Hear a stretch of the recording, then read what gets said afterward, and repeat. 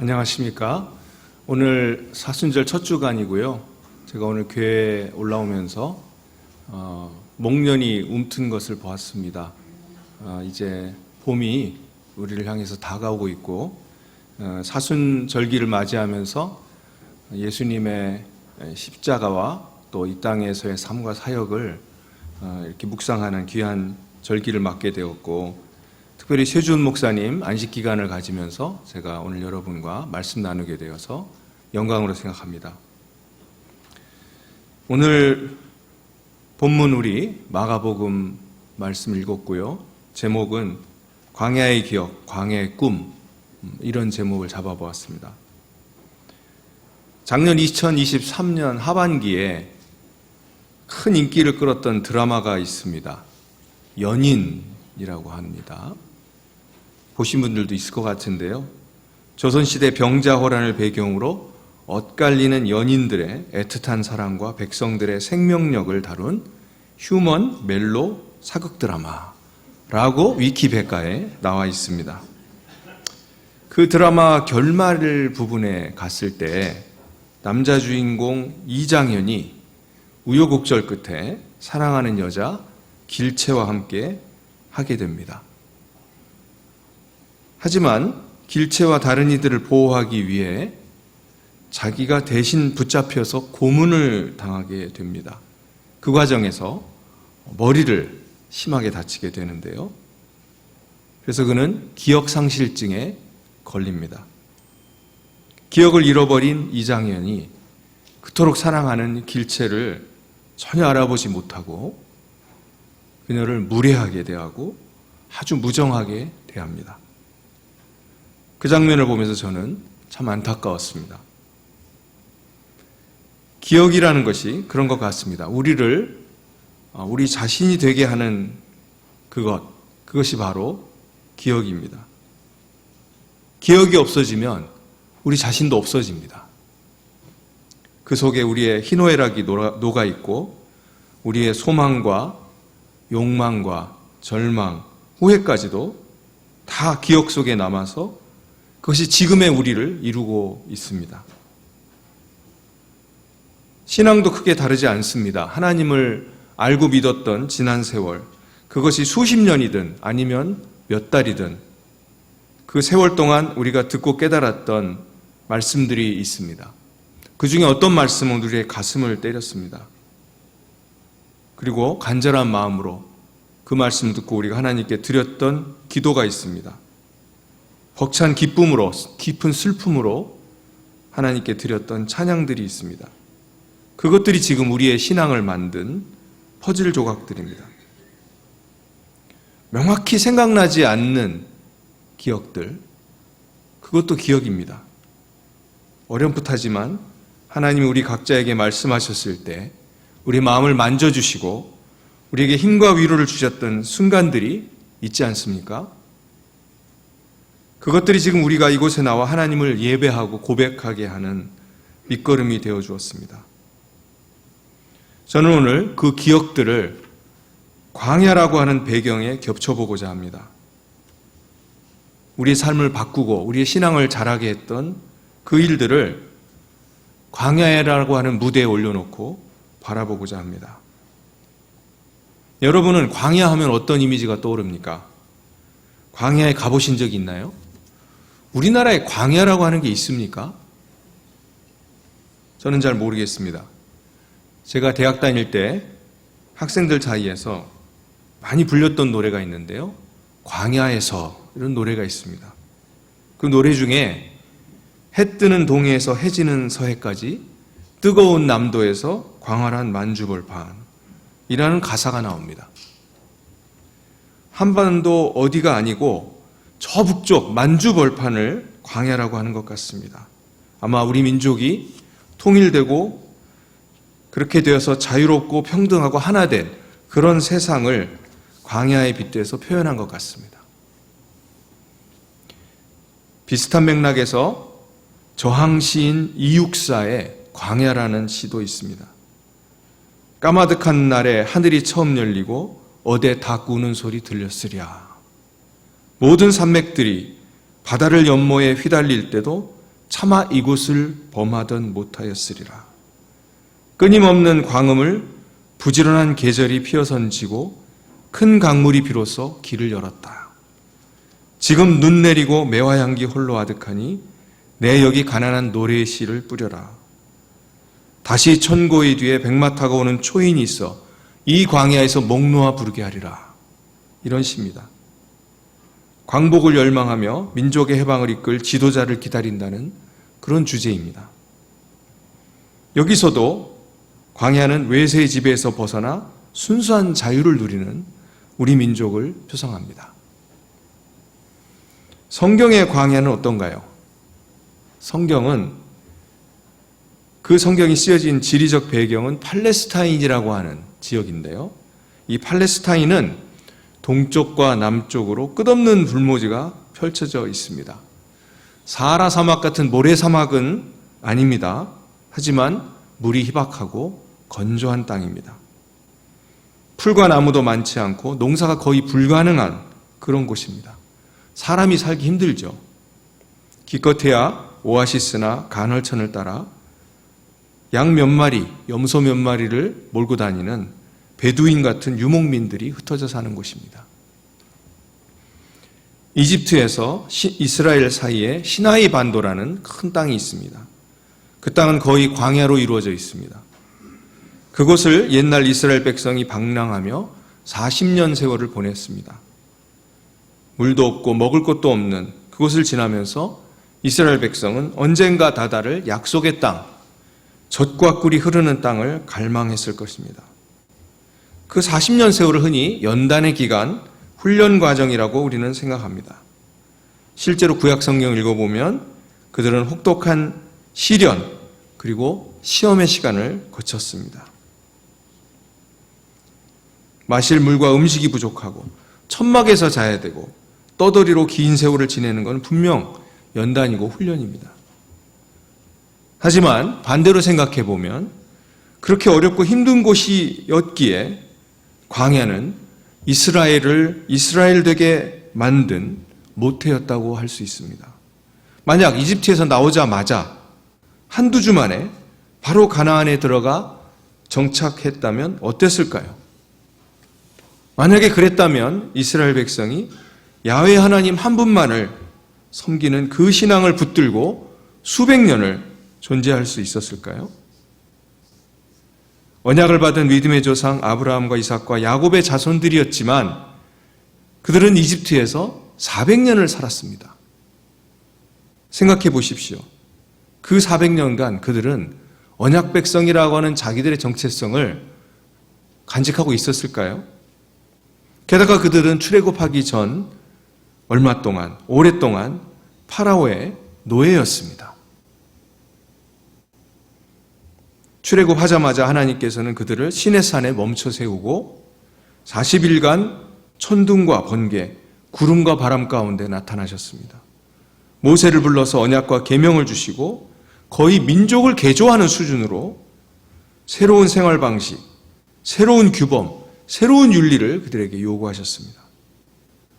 하나님께서 만약에 그렇게 하지 않으셨다면 그들은 애굽의 우상, 애굽의 풍요, 애굽에서의 그 노예 근성에 찌든 정신과 생활로부터 벗어날 수 없었을 것입니다. 광야에서 그 율법을 지키며 40년을 지냈습니다. 한 세대가 광야에서 다 숨을 거두었고 새로운 세대, 새로운 백성이 이루어졌습니다. 광야는 그런 곳입니다. 거룩한 백성을 빚어내는 불가마, 용광로 같은 곳입니다. 물도 먹을 것도 없는 광야에서 40년을 방랑했는데도 이스라엘 백성은 없어지지 않았습니다. 오히려 그들은 더 강해졌고 더 거룩해졌습니다. 하나님이 계셨기 때문입니다. 하나님이 반석에서 물을 내시고 하나님이 매일 하늘에서 만나를 내려주셨습니다. 매일 구름 기둥으로 해를 가리고 불 기둥으로 밤을 밝혀주셨습니다. 성막에서 만나 주셨고 기도를 들어주셨습니다. 민족에게뿐만 아니라 개인에게도 그런 일이 있었습니다. 선지자 엘리야가 이세벨의 칼을 피해 도망한 곳, 그곳은 광야였습니다. 로뎀나무 아래 누워 죽기를 청하던 엘리야에게 하나님은 천사를 보내서 구운 떡과 물 한 병을 공급해 주셨습니다. 그 길로 엘리야는 호렙산으로 가서 하나님을 만납니다. 그리고 앞으로 해야 할 일을 지시받습니다. 광야는 척박하고 위험합니다. 하지만 하나님이 계신 광야는 그렇지 않습니다. 이사야 선지자가 본 환상처럼 하나님이 새 일을 행하실 때 광야에 길을 내시고 사막에 강을 만드실 것입니다.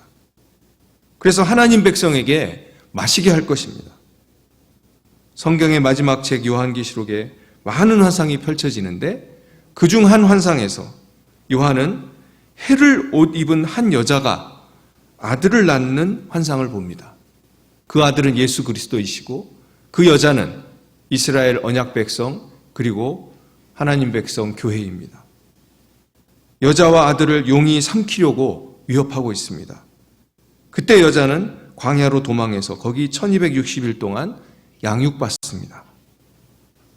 그 환상 속에서 광야는 하나님이 보호하심이 있는 안전한 곳, 하나님이 우리를 양육하시고 길러주시는 풍성한 곳입니다. 너무나 역설적입니다.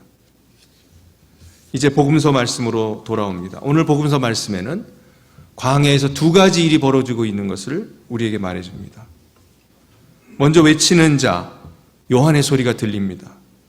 그는 낙타 토롯을 입었고 허리에 가죽띠를 띠었고 메뚜기와 석청을 먹었다고 했습니다. 광야의 척박한 생활을 그대로 보여주는 옷차림 그리고 먹을거리입니다. 그가 외칩니다. 너희는 주의 길을 준비하라. 그의 오실 길을 곧게 하라.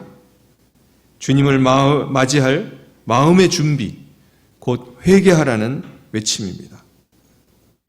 굽어서 뒤틀린 마음과 행위를 고쳐서 곧게 하라는 것입니다.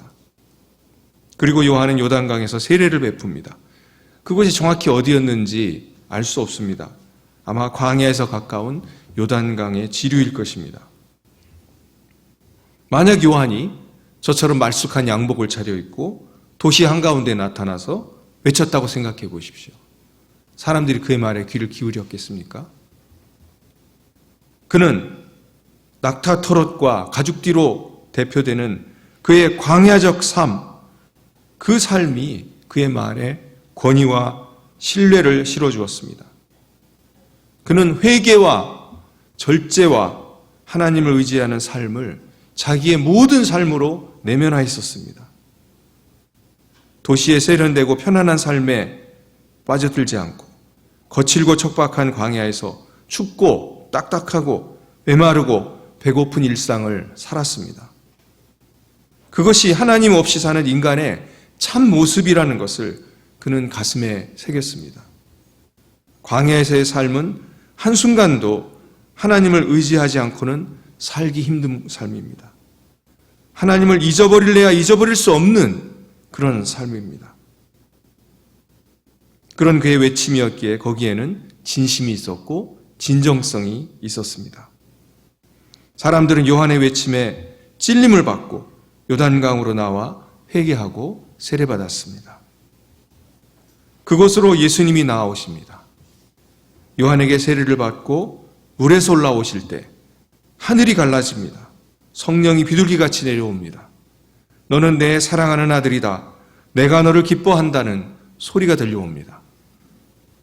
요한에게 나와 세례받았던 사람들은 모두 죄를 회개하고 그 죄를 용서받기 위해 세례받았지만 예수님은 그렇지 않았습니다.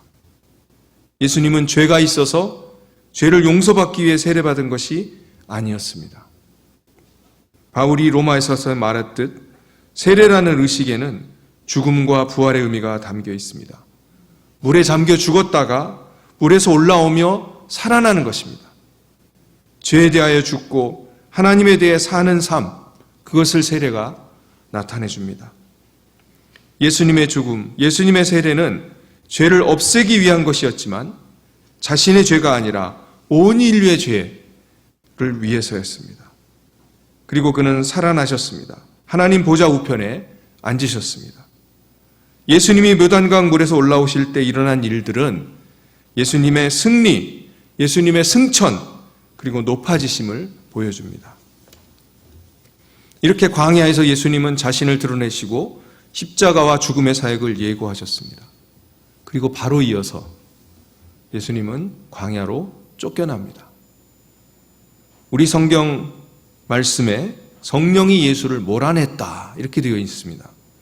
이 몰아냈다는 동사는 복음서 다른 곳에서 많이 나오는 동사인데요.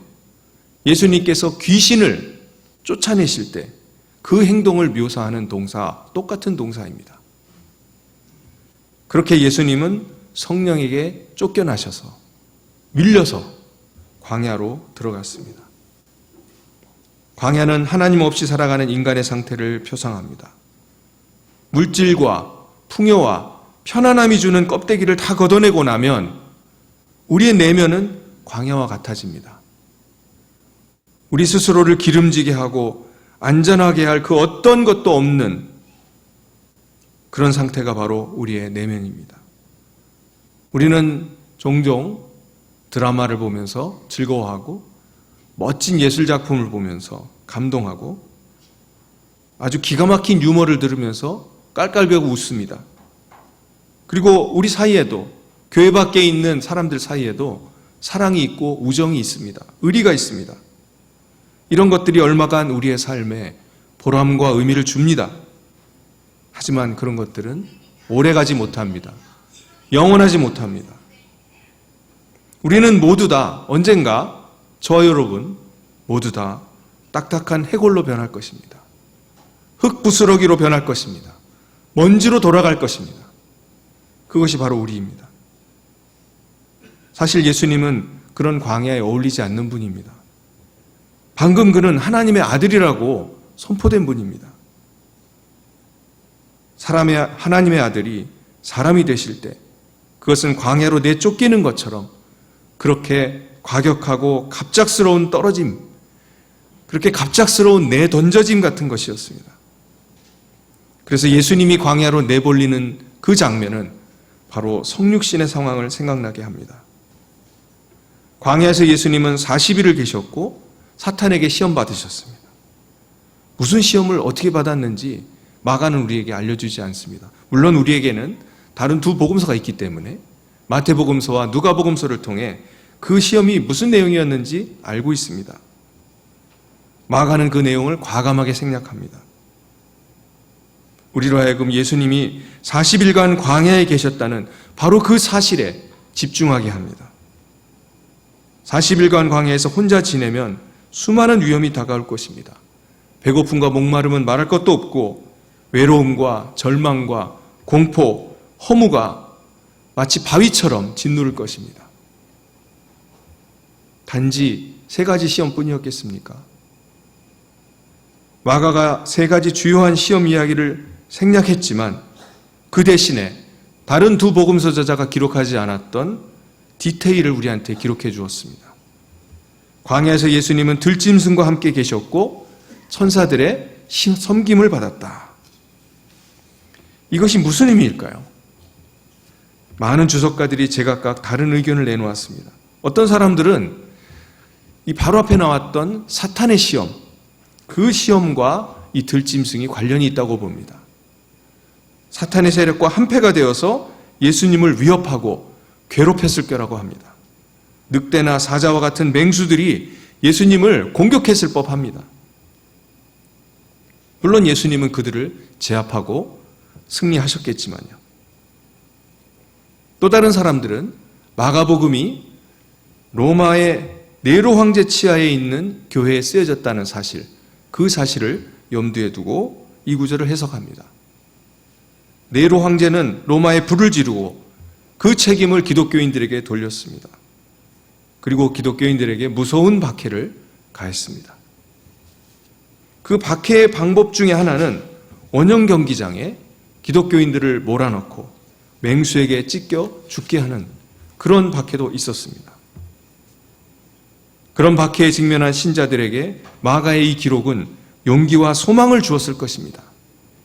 예수님도 맹수들과 함께 계셨고 맹수들의 위협을 받았고 맹수들과 겨루었는데 그런데 그분은 천사들의 섬김을 받고 보호를 받아 그들을 이기고 승리하셨습니다. 마찬가지로 하나님이 로마 교회 신자들에게도 천사를 보내어 그들의 죽음의 순간에, 맹수를 직면한 그 순간에 그들을 지키실 것이라는 그런 소망을 주었을 것입니다. 마지막 해석은 이것입니다.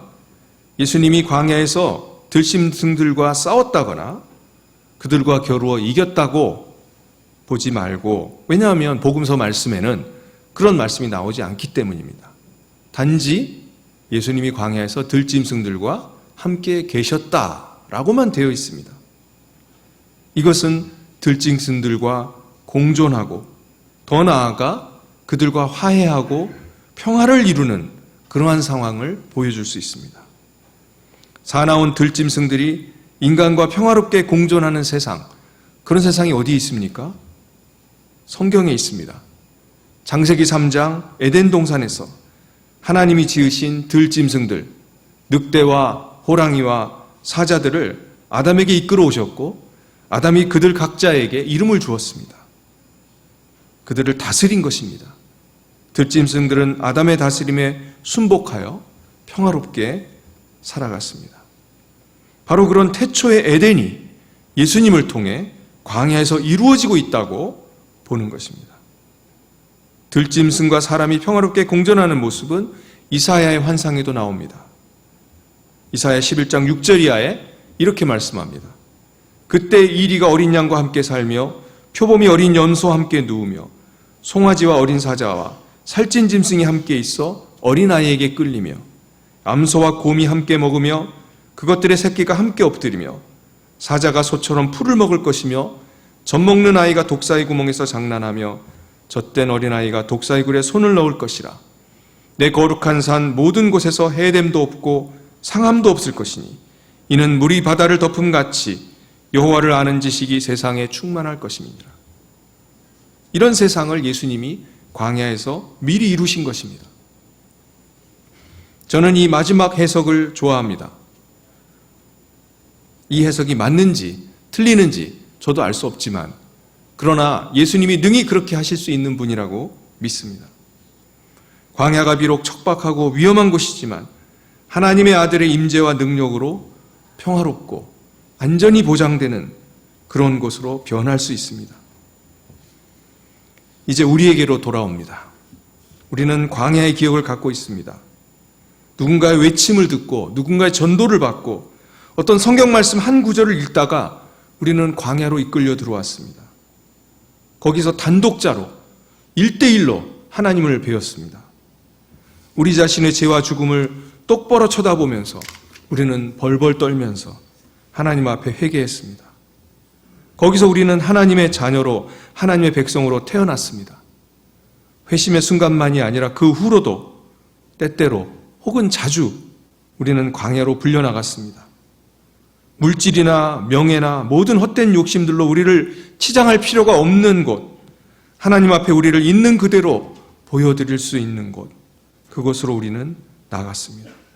거기서 회개하고 불평불만도 늘어놓고 하나님의 채찍과 막대기로 연단을 받기도 했습니다. 그런 광야의 기억이 우리를 여기까지 인도했습니다. 우리가 오늘 예배할 수 있는 것은 광야에서 우리를 만나주신 하나님의 은혜 때문입니다. 하지만 광야는 기억으로 끝나서는 안 됩니다. 우리는 계속해서 광야에 있어야 합니다. 다른 쓸데없는 것들로, 사소한 것들로 우리의 주의를 분산시키지 말고 우리의 인생의 핵심이 되는 문제, 그 문제를 하나님 앞에 내놓아야 합니다. 그런 기도의 시간이 광야의 시간입니다. 길고 멋있게 아름다운 말로 하는 기도가 아니라 짧지만 진실한 기도를 하나님께 드려야 합니다. 사순절기는 그 광야로 하나님이 우리를 부르신 시간입니다. 세상의 복잡한 일들, 우리와 별 상관도 없는 그런 가십, 뉴스, 오락으로부터 단절하고 우리의 생존을 위한 질문, 누군가를 살릴 수도 있고 죽일 수도 있는 그런 일들을 놓고 고민하고 기도하고 또 일하는 시간이 바로 사순절입니다. 시간적으로 사순절이 광야라면 공간적으로 광야는 어디일까요? 어떤 분들은 기도원이나 어떤 외딴 곳, 산속을 생각하실 수 있습니다. 일상으로부터 분리된 그런 특별한 곳들이 광야가 될 수 있습니다. 하지만 일주일에 한두 번 우리가 찾아오는 바로 이곳, 이 교회가 광야입니다. 이 교회를 광야로 만들어야 합니다. 교회에서 우리는 세상과 우리만 따로 떨어져 있는 것처럼 그렇게 하나님을 뜨겁게 사랑하고 섬기고 예배해야 합니다. 우리는 세례를 매주 받을 수는 없겠죠. 하지만 매주 회개하고 매주 신앙을 다시 고백할 수 있습니다. 하나님을 향해서뿐만 아니라 우리 서로를 향해서 우리는 광야적인 태도, 광야적인 관점을 가지고 대해야 합니다. 서로의 마음속에 목마른 것, 굶주린 것, 힘들고 어려운 고민과 문제를 살펴야 합니다. 들어주어야 합니다. 광야 공동체로서 우리는 똘똘 뭉쳐야 합니다. 이 광야에 우리 말고 서로를 돌봐줄 다른 사람은 없습니다. 하나님이 우리를 이 광야에서 서로 의지하라고 부르셨습니다. 광야의 기억과 꿈을 안고 이번 한 주간 하나님의 은혜와 평강 가운데 지내시기를 성부와 성자와 성령의 이름으로 기원합니다. 기도하겠습니다. 우리 이 시간에 말씀을 생각하면서 잠깐 각자 묵상 기도하시고 또 결단하시고 그런 시간 갖겠습니다.